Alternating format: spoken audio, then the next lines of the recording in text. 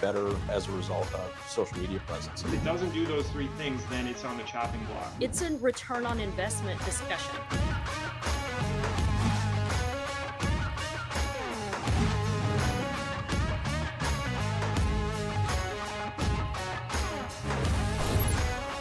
Hey everybody, welcome to another episode of the Daily Dealer Live. I'm your host, Sam Darkin. Thanks for joining us today in this gathering place for all automotive to learn, to share, to have a voice.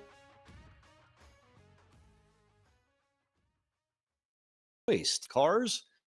How does automotive best price used? Is it data? Is it gut? Or what combination? But before we go into that, let's hit today's news. First up today. The news, J.D. Power and global data forecast total new vehicle sales were estimated to reach 1.25 million units in October. That's down 6.9% year over year. Analysts expect retail sales to slip nearly 6%. And seasonally adjusted annual rate, that's SAAR, to drop to 15.1 million. That's off by more than a million units from last October. The reason? Thomas King, president of OEM Solutions for J.D. Power, noted that EVs, quote, account for 1 million of the 1.2 million decline in the industry sales pace compared with a month ago. However, even as sales slowed, retailer profit per unit is expected to increase to $2,295, up $97 from a year ago. Bottom line, dealers headed into the holiday are facing thin incentives, slower EV demand, and affordability fatigue. Next up, a new report from Cox Automotive shows that most dealers are still just dipping their toes into AI, even as early adopters are already seeing major payoffs. The 2025 AI Readiness in Auto Retail study surveyed more than 500 dealership leaders.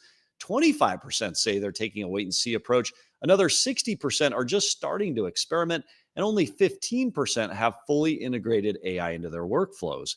Cox calls this a, quote, learning phase where curiosity is high, but practical adoption is still catching up. But among the stores that have leaned in, the benefits are clear: higher efficiency, better profitability, and stronger overall performance. And we have tested those claims over and over again on this show. It's a fascinating topic, and we'll continue to do so. What's the big picture in AI? Well, dealers moving beyond AI experimentation and building a clear strategic plan are setting themselves up to grow, to operate more efficiently, and to protect profitability. And next up today, global auto supplier Bosch is sounding the alarm over the growing dispute between the Netherlands and China involving Dutch chipmaker Nexperia. Never heard of Nexperia? Never known about a Dutch chipmaker? Well, you soon will, because it will impact automotive. As a result of the standoff, the exports of key semiconductor chip materials and components have been restricted. And because Bosch relies heavily on the flow of the components, it may have to furlough workers if the issue isn't resolved soon. Bosch says it's doing everything possible to keep production of it at its Salzgitter plant in Germany running, but the ripple effects from the chip disruption are getting hard to contain. German automakers, including VW, BMW, and Benz, are already bracing for potential supply shocks in the weeks ahead. And finally, up today, we turn to the CDG buy-sell tracker at cdgbuysell.com. Oarsman Automotive Group. Absolutely. Oarsman Automotive Group has expanded again, acquiring Hendrick Honda Woodbridge in Virginia from Hendrick Automotive Group in a deal that closed October 21st. This, according to the Presidio Group. The move gives Oarsman 3 stores in the Woodbridge market, joining its Toyota and Chrysler Dodge Jeep Ram locations, and strengthens its foothold in Northern Virginia. For Hendrick, the nation's largest privately owned dealership group, it's a strategic reshuffle. The company still runs 95 dealerships nationwide, but says it wanted to reallocate resources to markets where it has a larger presence. Hendrick President J.B. Brown called it a, quote, strategic decision, saying the group remains committed to its partnership with Honda, even as it refocuses its footprint. And that's a wrap on today's industry news. All right, let's turn to our roundtable today. We're excited to bring a conversation having to do with all things automotive, all things used car pricing. We're excited to join our panelists to the show. Let's give just a little bit of context to what we're about to see here today. The question we've got is, automotive And used in particular is a large industry. The used car market is estimated at approximately 1.05 trillion in 2025. It'll hit 1.2 trillion by 2030. And as dealer groups, we're all operating in a massive market shift. The question isn't if you use data or if you use gut in all things used cars. It's how much you lean into one or the other when your margin, your turn rate, and your reputation are all on the line. So with me today, we've got 4 heavy hitters sitting around the table. We'll challenge them. They'll challenge each other.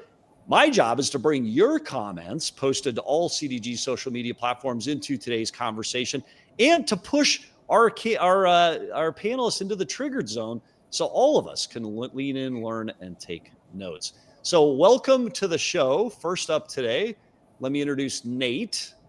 With Nate Myers, used car director, Mercedes-Benz of Westchester. Welcome to the show, Nate. Thank you. We've got Burt Davidson, used car platform director at Diehl Automotive Group. Welcome to the show. Thanks. And we've got Eric Miller, who's been on the show in the past, used car director, Morrie's Auto Group. Welcome back. And we've got Charlie Spradlin, sales director from Moehn Auto Group. Charlie, welcome to the show. Thanks. And Charlie, the conversation started last week. You were on the show and you were talking about your strategy to acquire used vehicles in the marketplace. And you talked about how gut played a role and how you balanced it. So let's actually start, Charlie, with you. Domestic brands, sales volume focus. Does your acquisition model differ because the market behaves differently today, given all the technology, all the analytics tools, all the data that is available to you to make decisions? Yes. We talked a little bit about gut being important to me, and how I have a buyer who focuses primarily on his gut, another one that focuses primarily on his data, and the way that they perform almost identically on a month-to-month basis is, I think incredible, and it just lends itself to both sides can work. But the biggest shift for me is that acquisition is how we do business, and how you acquire cars is how you become profitable or how you lose a bunch of money. And so I think gut's important because gut determines what you do with data. Everybody can have data. People can all read it in a bunch of different ways. What's going to work, what's not. Gut and experience allow you to predict or try to predict the market and put yourself in a positive spot moving through Q4 and into Q1. I think if you don't have gut that's dialed in, you don't know what to do with data, and you end up just waiting for the 30-day report or the 90-day report to say, oh, I made a mistake, or oh, I didn't make a mistake. Gut helps you be predictive. Yeah. Burt, you're a multi-store platform. You rely on data, but we've got a lot of data. Is it data or gut that helps you make your best buy and sell decisions in the used car arena? Well, I can't teach gut, so I have to go with data, especially in building something, from the ground up, say a buying center, a Diehl, which we did, and then service lane acquisition as well, which we did. So for me, it's all about, interpreting the data and setting up a set of standards around data interpretation, which, I handle. Now I'm 30 years in the business. Maybe I have a gut, maybe I don't. I don't know. But the people I'm hiring and the people I'm teaching them to react with data. Now, obviously the data parameters change depending on the market and where we're at.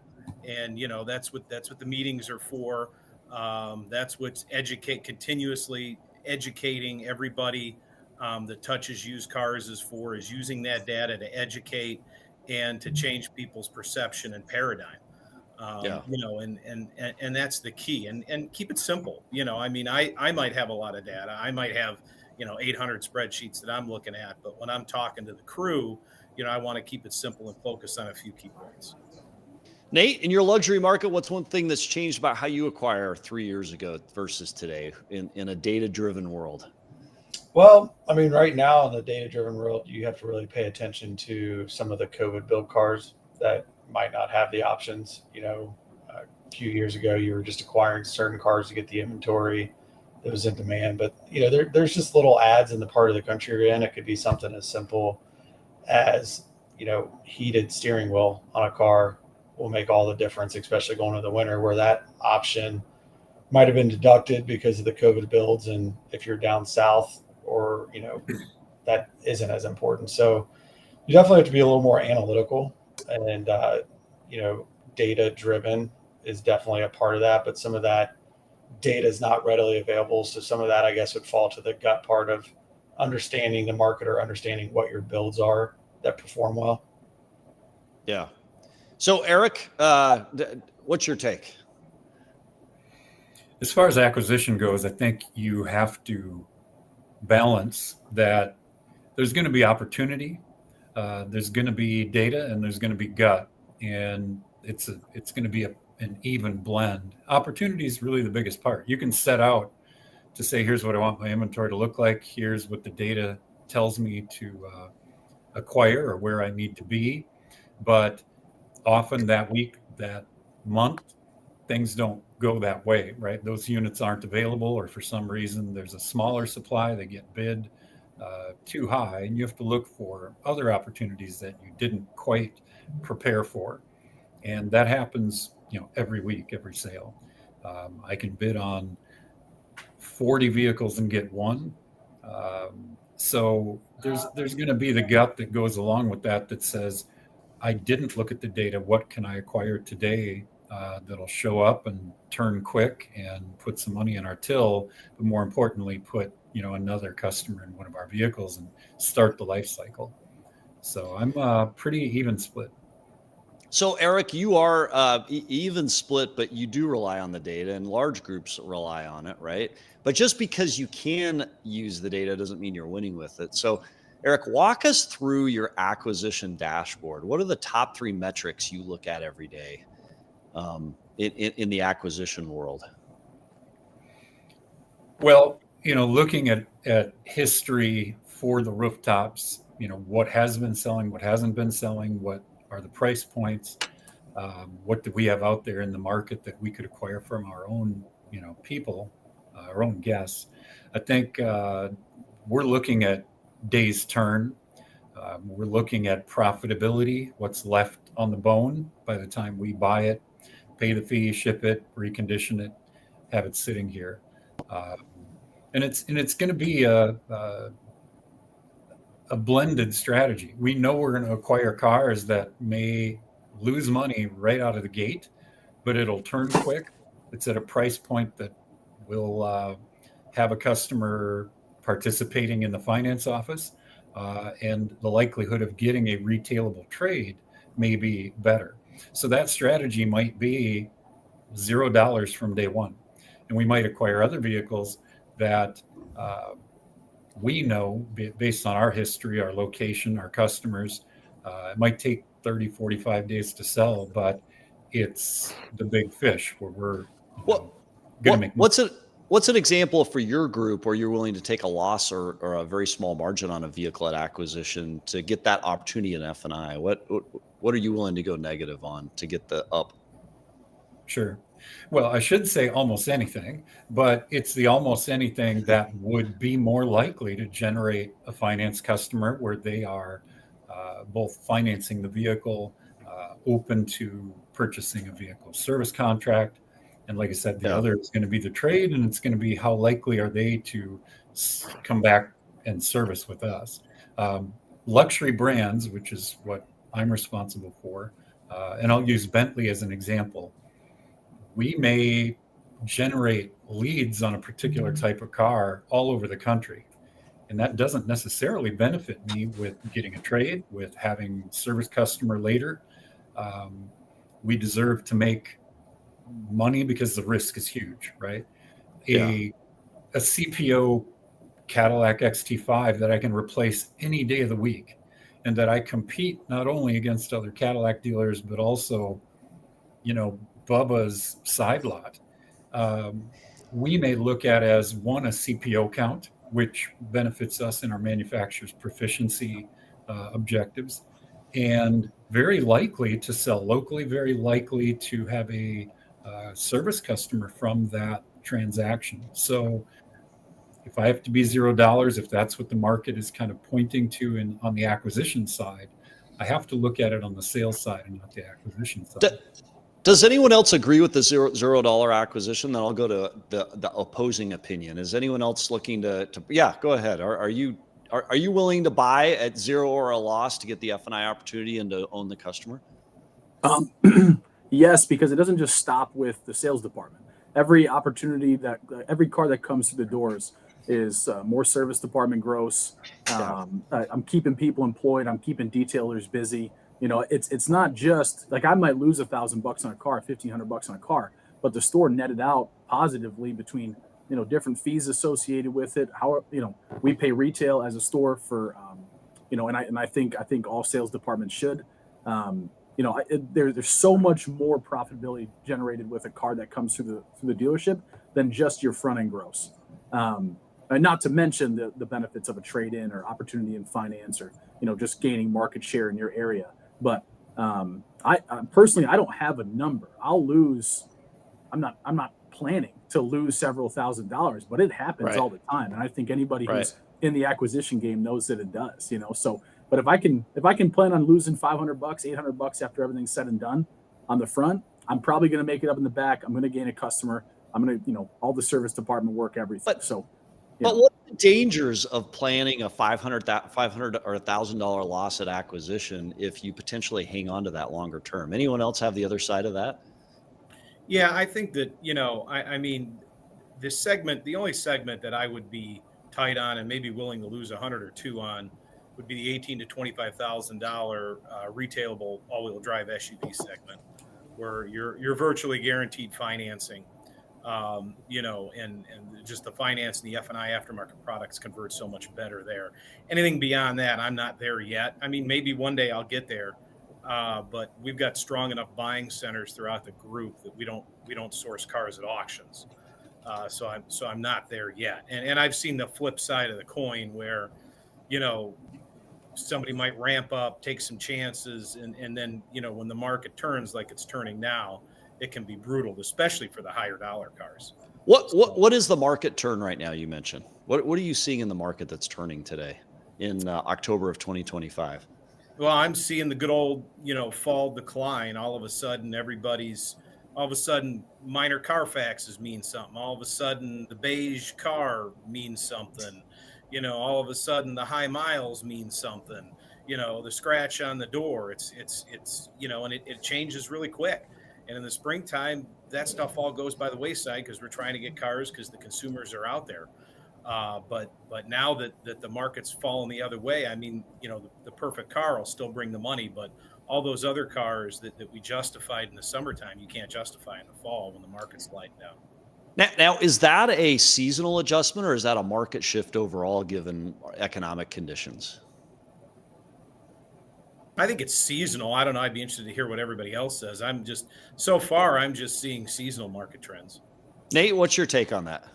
Yeah, I would agree with this. It's the seasonal fall decline. I think everybody in here has been in business for more than 5 years. So this was something that we all saw pre-COVID. You know, the rental car companies are dumping, right? And that's driving the values down. So if you are somebody that dabbles in that, if you have that car more than a couple of weeks, it's going to sting if you have that car now or next month.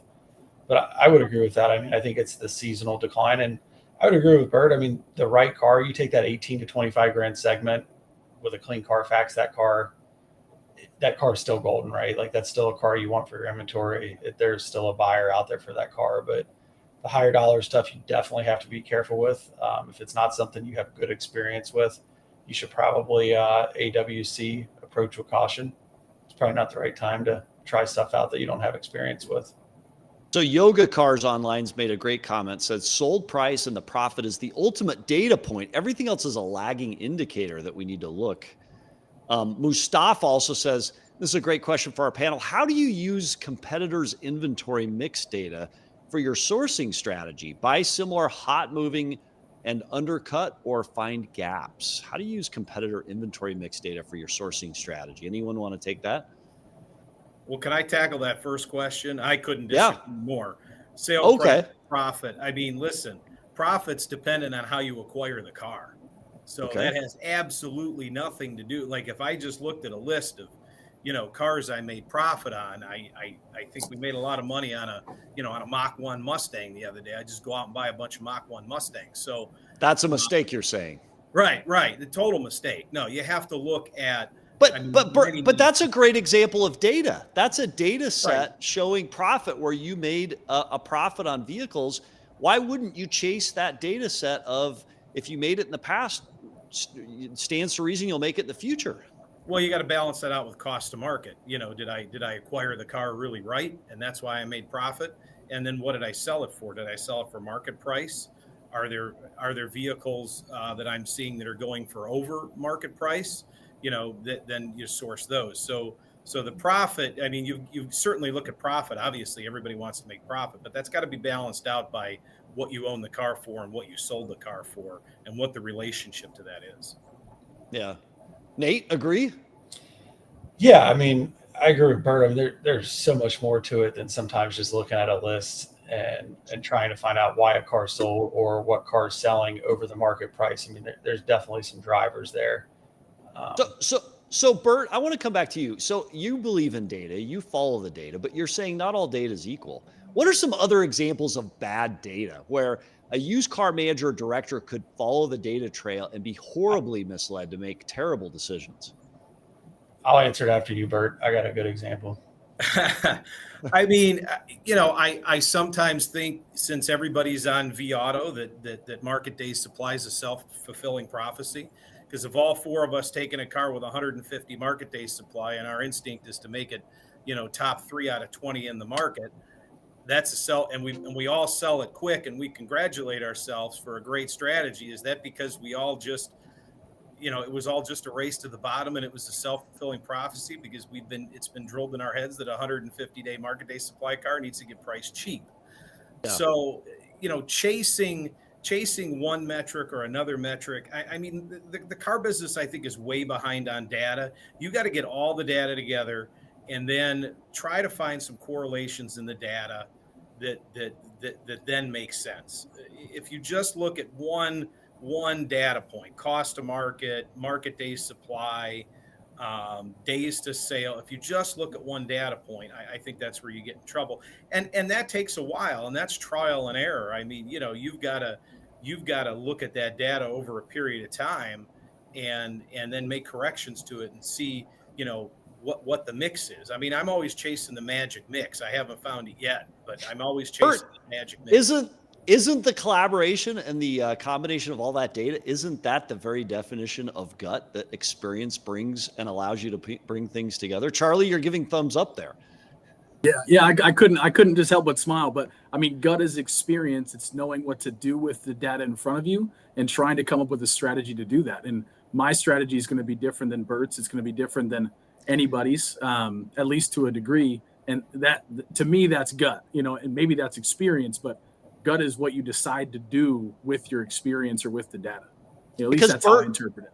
Burt, one follow-up on this, and I agree, it's an interesting point, and then we're going to go to Nate because I want to hear the comment that you had there. But Burt, some data tell me if I'm wrong. What would you tell a dealer that says some of the data that's provided to us by vendors misleads? It's just not accurate. Sometimes it serves their own interest rather than ours, which is serving the customer. Yeah, I mean, I don't think the data is very sophisticated. I don't want to pick on vAuto, but I don't think the data is very sophisticated in vAuto, because if you're looking at other competitors or other pieces of software, you're gonna get different things. So what's a valuable counter to a data set you're getting in vAuto, like days supply, that you're saying is misleading? What's a good counter to that in your experience? Well, we use AccuTrade and we also use VinQ, and, you want to take a look at the days on market along with the market day supply to see, and then you want to look at the actual data set to see if, the guy bought one as a demo and he's just got it in his wife's driveway. And, that's why it's been on the market for 180 days. So you have to, and to Charlie's point, yeah, I mean, that is gut, experience and gut. It is. It's the definition of it, right? It's taking data to combine it with experience and then using that to make a decision. Yeah. So, well, I'll say you can torture data until it tells you what you want to hear. Yes. And we find that a lot when I'll use vAuto again, not picking on vAuto, but if you've got a big enough data set, at what point do you stop drilling down to try to make a potential acquisition or trade or a vehicle that's in your inventory kind of bend to your will, right? And so we bump into it a bunch in luxury where we've got to go pretty far out before we find a large enough data set, just in general. And you may not have the ability to drill down enough within that small data set to really tell you the difference. So I'll give you an example, perhaps on a BMW. Is it an M Sport or not? Well, if I only have 13 within 600 miles and there's a mix between M Sport and not, do I click and look at only M Sports and end up with 3? Or do I go out to 1,500 miles to get enough M Sports to, show a big enough data set where I get suggestions back?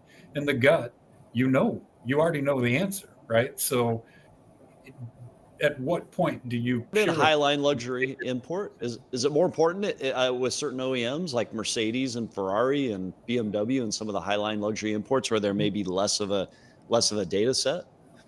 We know that's true. I mean, anybody who's been in this business for a while understands it. We've already talked about it. There are certain options that are really hot, and there are certain colors that might be completely dead, and you should stay away from them. So if you've got a young buyer or a young, manager who doesn't have some of that kind of street wisdom, the data can make you make mistakes because you're not getting to the real data. So trusting only what pops up, vAuto would be kind of the provision, procurement, and how should you handle this? I ignore it all the time, and that better be gut, right? It's like flying on autopilot or saying, no, I'm going to take a control here. You'd love for it to work because, as he pointed out, the scalability is what we're all looking for. We'd love to be able to replicate this with new people over and over and over and say, just use the data. Here's the playbook. Here's the formula. Just keep doing it. And it's tough, right? You're going to step on it quite often doing that. So Nate, you had an example. Yeah. So I was going to kind of answer that second question you had about analyzing, competitors or market data. And I'm sure, Burt, anybody in the room will agree on this, but if you're somebody that just goes off of, let's just use vAuto, for example, like my day supply data is really good on a car. You're looking at, if you want to pull your data from Auto Trader, Car Gurus, or if, there's so many different sources to get registration data on where cars are selling. Well, just because a certain car might be a fast mover in your market doesn't mean it's a right fit for your store. So you need to go through and look at what your competitor is in your marketplace, and really understanding sometimes you may have to go out 1,000 miles to look at a set if you're at a Highline store, but just because the reporting's telling you that a Chevy Equinox is a really fast mover in your car and a bunch of them sold, just because you buy that car doesn't mean you're going to have the same success, right? So that's where it's important sometimes to leverage the data around understanding the business model of the people that are around you. And if you're close to a place that specializes in a lot of subprime and they sell cars that fall into that category, if you're not paying attention and you buy a car that has a good like my day supply, that car's just going to sit. Yeah, interesting. Any other thoughts? We'll move to our next moment here. It is interesting. Everybody has their own goal when it comes to used car acquisitions. And certainly the goal plays into how you acquire. To your point, Burt, the profit is made at purchase, not at sale, because you price it in such a way that aligns with your strategy. What's the metric for success? Is there one metric for success in all of automotive for a successful used car department, or do they differ based on geography, OEM, dealership size? That's an open question. Anybody want to take that? I mean, I like to base a lot of it off of net to sales. It's like, I could show a bunch of profit on the front end of my car, but if my expense structure and all my stuff is out of whack, then at the end of the day, the bills aren't being paid the way that they need to be paid. And, I think net to sales, I mean, assuming you track everything the same way as, somebody else, but if your net to sales lines up with what you're trying to accomplish as a store, then you're doing a good job. If it's out of whack, then you got to figure out what that is. And for us, for the size of our store, volume and profitability ultimately mix together to create an environment where our net to sales continues to be something that we're proud of. And, for other places that could be, hey, I just need to crack heads on every single used car that I get. And, that's my profit strategy. And that can work depending on who you are and what your goals are. But, for me, net to sales is really how I grade myself. Net to sales, go ahead, Burt. You're going to counter that, I think. I would say acquisition. And I mean acquisition, not just buying cars, trading cars the right way too, with new car and used car trades. And I'd say acquisition because what I found in my dealer group is there might be one store that needs, like I track leads per car per month.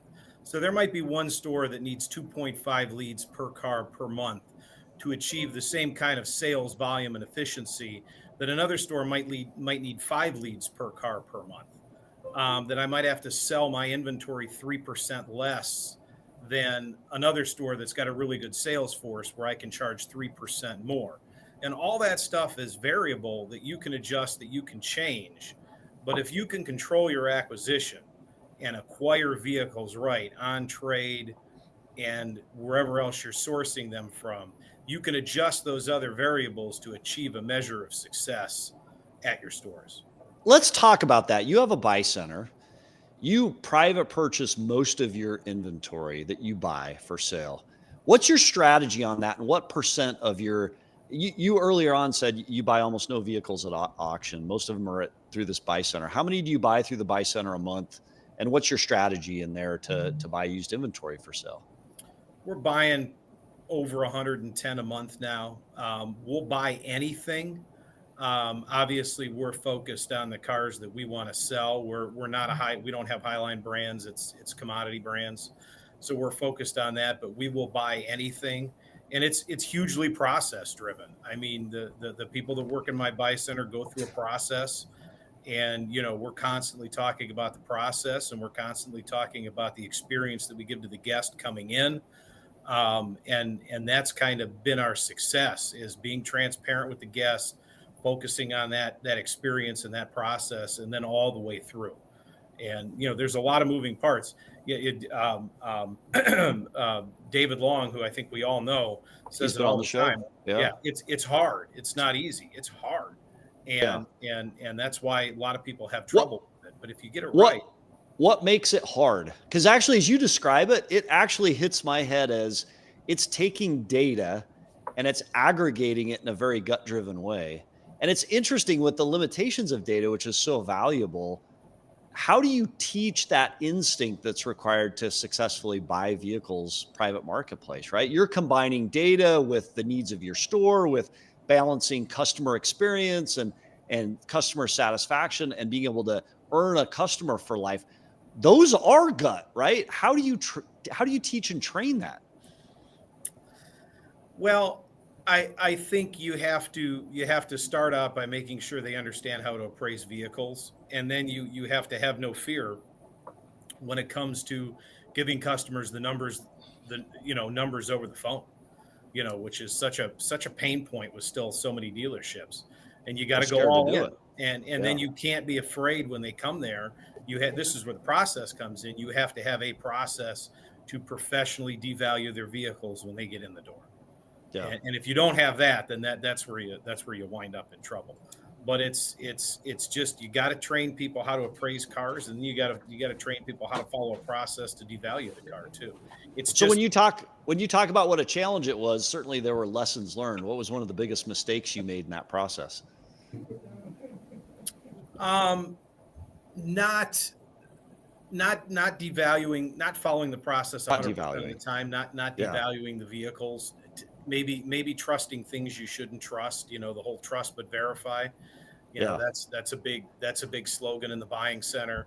And it's anytime you veer from the process is when you get into trouble. Like when I analyze the not so great buys at the buying center, it's usually somebody veered from the process somewhere. and that's that's the battle, and that's the tough part. Anyone else on the panel have a buy center? Yes. So what do you guys do at Morrie's? How does that work? How does the buy center, Eric, work in your world there? It's an independent buy center, and they acquire vehicles from the public. The tough part is deciding where they go. I think Burt's point was every store is going to have a little different experience level. Sales staff, the ability to walk around a scratch or sell around it, right? Or a particular model, a particular brand. And if you think you can, you can. And if you think you can't, you can't. You won't. There's a lot of nuance to, if you're multiple rooftops, where do you send each car from your buying center?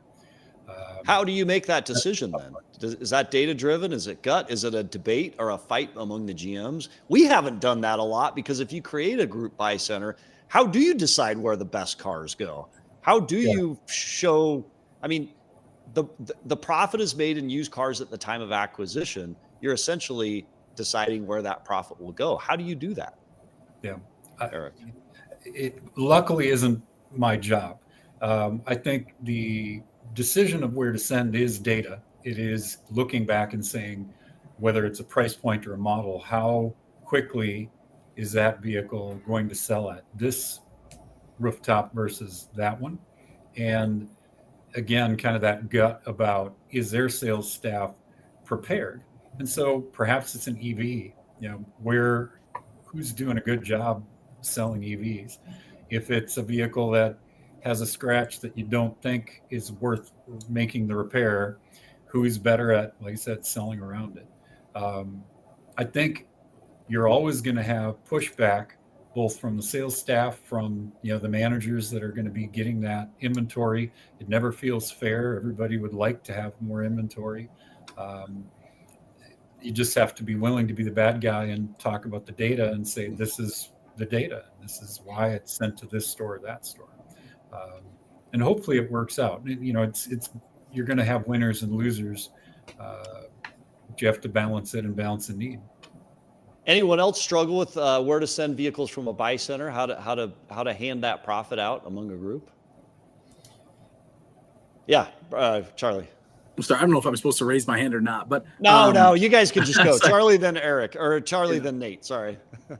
We don't have enough rooftops to make that decision. But the one thing with that like it crosses my mind as being problematic is if vehicles aren't placed consistently in a store, then they don't really have the opportunity to build up, the sales production to allow for that. So like, in my one store that's a little bit smaller, the volume is lower. The overall the trade volume is lower. They're not getting the opportunity to maybe sell, some high profit, fast moving cars, because the data doesn't show that they can sell it because they haven't had one in stock for 12 months, or 18 months or whatever. So I always I look at that and I'm like, well, if I don't get the opportunity, then how can I maximize it, or how can I prove to you that, I can sell it, And that's the moment you have to override data with gut.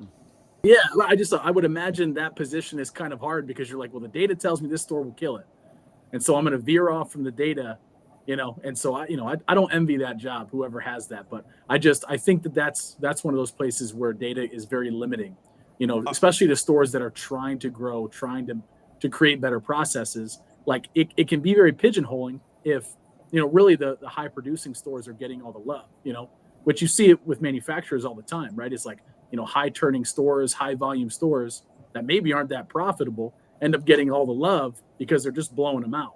And it's like, well, we would turn them just as fast and we'd probably make more money on it, Yeah. Whereas, let's turn to an area where the data may not tell a full and correct story. So last month, the EV rebates ended and the EV market changed. So a couple questions for this panel, maybe just go whoever wants to take it. Who has seen a drastic change in the EV market, and what's your strategy today for buying and selling? And how have you developed that strategy? Yeah, I mean, not to jump in too quick, but with Chevy, they've really they've yanked us around quite a bit. Honda, the demand is almost non-existent in my area. But we're just treating it like any other model. We're throwing out the last 6 months of data because it's poor, it's awful. It was highly incentivized, even on the used side. And most of the used EVs I sold were subprime customers that we got a good bank call because they had $4,000 down. But we're just treating it like a normal car. If it makes up X percent of sales over 12 months, we'll add, we'll drop, and we'll do that as we see fit. The manufacturer still continues to try to push, hey, you got this many cars on consensus, but man, we sure do have a lot of EVs if you're lacking. And we're treating it like any other model line. It makes up for X percentage of business, and it needs to be treated as such. But there's a market for it. It's just not as big. Yeah. Nate, Benz has done a little bit of a 180 on EVs, or at least they've declined. What's your approach on buying used EVs right now? On the new side, really, because of the struggles we've had with it and probably the market we're in, it's definitely a challenging. Obviously it was different because the price point of our cars didn't fall into the EV necessarily tax credit. What moved a lot of them towards the end was the big incentives, the leasing program. So you're going to see a lot of those cars come back in 2 or 3 years. But, I would agree, like from a used car perspective, I wouldn't treat it any different than any other used car that's out there. I mean, I think that if you're looking at an EV on the used side that qualified for the tax money, I think you have to be cautious. Like Charlie mentioned, you got to look at what kind of deal was put together on that. But I can tell you that there are certain EV models out there that are successful, that were successful before, that didn't qualify for the incentives. And it's just understanding that buyer, understanding your market, understanding the difference on those cars, to dive deeper to where, Burt would agree probably, where Viato, all the software out there, a lot of them don't really even understand that car. So it really takes a used car person minded that's going to take the time to educate themselves on it and make the right decisions for their business. All right. So go ahead. I'll talk about dissent. I'll have a counterpoint to this, right? And I brought this up last time. It's like catching falling knives. You want to get on and get off as quickly as possible. The reason that I think it's more important right now than it was a month ago or 3 months ago is that the manufacturers are scrambling. And whether it's Mercedes-Benz or Kia or General Motors or Ford, yes, they have some long-term strategy, but these are super tankers that take months or years to turn completely. And in the interim, they got to keep making cars. So when you talk about the incentive going away, you talk about the federal tax credit. And even if it's a Mercedes or, in my case, a Cadillac, they qualified through the lease, right? You have to look at when you're acquiring a used model that here's what a new model is going to sell for, net of the credits, net of all the different incentives that the manufacturers come up with.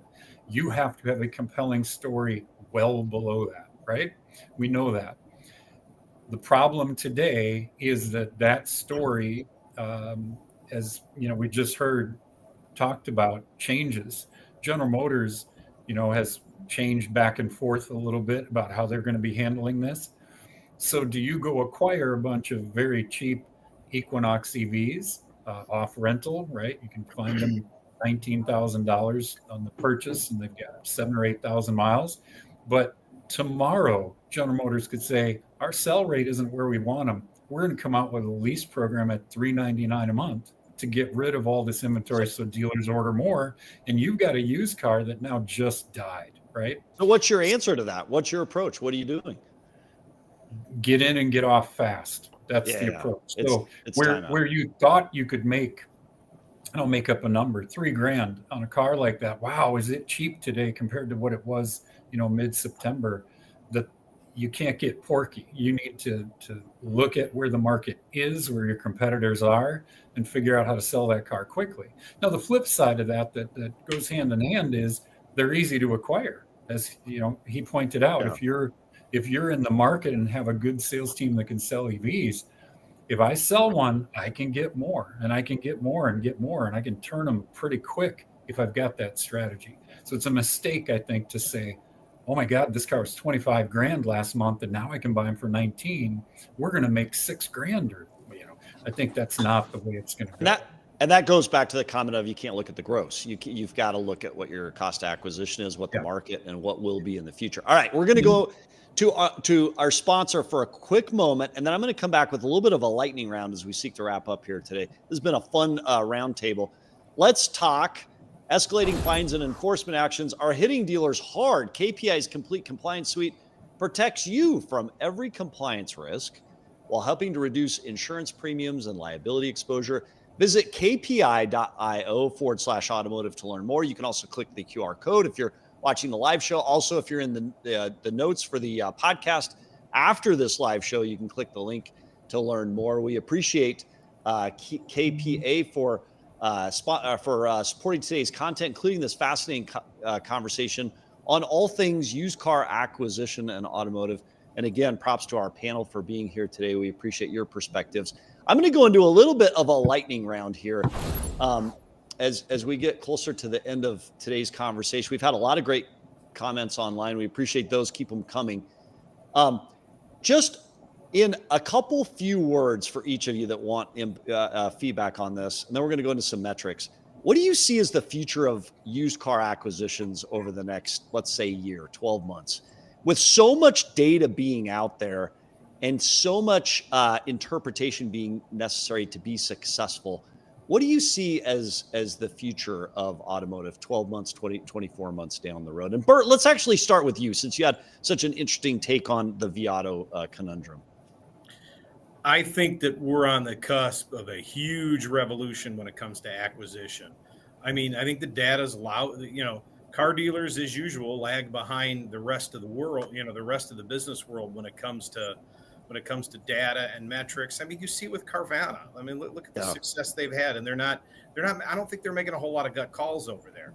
So I think that we're going to have a real revolution in third-party software and acquisition software using AI over the next 2 years to tell us that we can put $400 more into the white diamond whatever, or the black whatever, or because it's got this package or it's got that package. I mean, the data's there. I mean, it's waiting for somebody to come in, aggregate that data, and make better stuff. Now, they've made good decisions, used car acquisition. It'd be interesting to do a similar roundtable on performance of loan portfolios, right? I suppose, right? That's also a data-driven decision that some would argue maybe they haven't caught all the positive side on, although they haven't necessarily had a challenge with that. So let me go to Eric. Give us your perspective. You'd print and tape to your buyer's desk this week, but Eric, give us your take on the next year used cars or two. Well, you can't overlook what's going on with economic indicators. We're also looking at being, 4 years out of kind of what the pandemic did to scramble the market. We're going to have a growing, or if you believe the indicators, we're going to have a growing supply of repossessed vehicles, of off-lease vehicles, of rental cars coming back to market. And those don't necessarily follow the, hey, I'm going to buy it from my service line, or I'm going to be buying it from the public model. So as much as you should be doing that, and that's been a drumbeat of 2025 for a lot of dealer groups, I think 2026 is going to have better opportunity to acquire from captive sellers, whether that's manufacturers or rental car companies or finance arms. And that has to be in the mix. And look, when you talk about data, and you talk about colors and models and all that, it's self-fulfilling in a way, because the perfect performance of a marketplace is that, let's say, a green car is not going to perform as well in terms of demand, but if that green car is $3,000 less than the diamond white one that everybody wants, now all of a sudden it's hot. Does that make sense? Yeah. I think those things self-fulfill. So the moment you've got the data that tells you should acquire a diamond white with a platinum package with a, adaptive cruise, when all of us who are here in this roundtable and throughout the country start believing that, Now all of a sudden those other vehicles get cheaper and cheaper and cheaper until they find their market stasis. And now we're all looking for green ones because they're, $3,000 less. So that's a difficult place to be. So Eager K made an interesting comment online in response to the earlier comment. He says, Carvana and CarMax and AutoNation all learned how to shift inventory around. And that's why it works for them going 100% data driven. That's a fascinating commentary. And then Eager also said another chip shortage might potentially hit again, driving values up again. We're still not out of the woods to call used car markets as stable. So we read about the Dutch dispute with the Chinese and the impact that could potentially have through Bosch on automotive.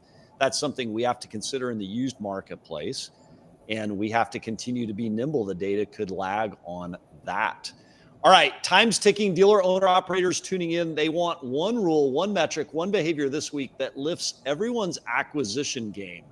So what's one metric this group would print and tape to our desk this week and live by when it comes to buying used that other dealers could learn from? Give me one metric. We'll take two of them. Just first two to speak. Go. At this point, my take is going to be the ability to turn it fast and turn it to a customer that will stay within your ecosystem. Yeah, I like that. One more.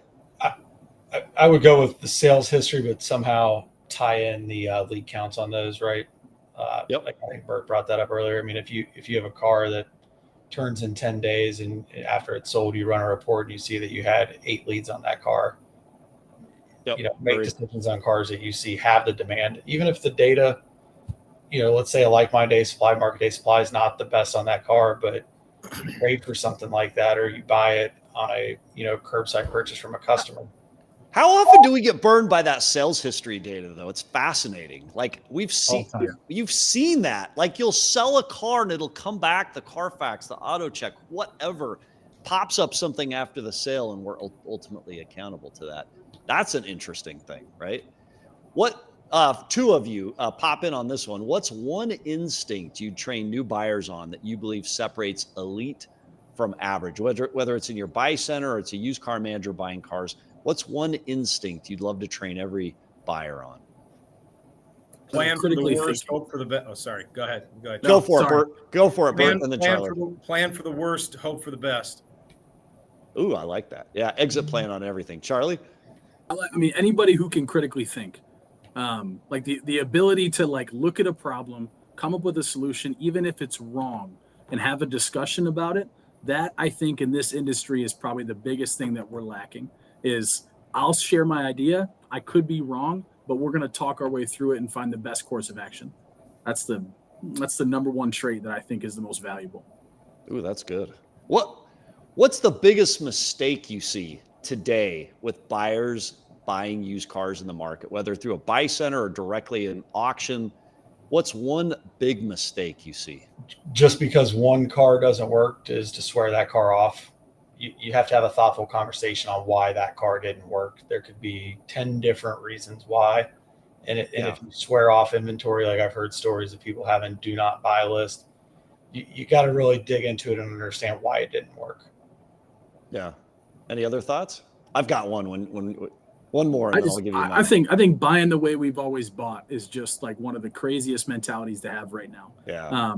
And I see it talking to people all the time, and it's, you have to be willing to adapt. But I always bought these types of cars every year, at this time of year. And it's like, well, yeah, but can people afford those now?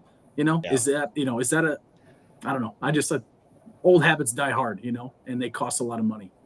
I think putting the same number on a customer trade-in and service as you would on an auction vehicle, horrible mistake. And yet you see that out there over and over again. And that, by the way, is one of the biggest advantages I do think Carvana and CarMax and others have, just looking at the data. They're willing to ratchet that up to get that customer trade versus something at auction, which, is a fleet. It's somebody else's problems in so many. All right, so this brings me to rapid fire. Auction or street buy? Where's the bigger margin right now? Off the street or at auction? Oh, street buy. Street. Yeah. Yeah, of course. Yeah. What's auction can pay the bills, Okay. Oh, wait, what do you mean by that? I just mean, if you're not set up to acquire the amount of volume you need through the street, Auction will keep your service lane rolling, your detail lane rolling, volume, more trade-ins, more finance opportunity. Just because they're not the big hitters doesn't mean that they don't pay a lot of money in the long run. So Yeah. All right. What's one tool you think that's overhyped and could be dropped this year? One used car acquisition or data tool in automotive that could be dropped and it's overhyped.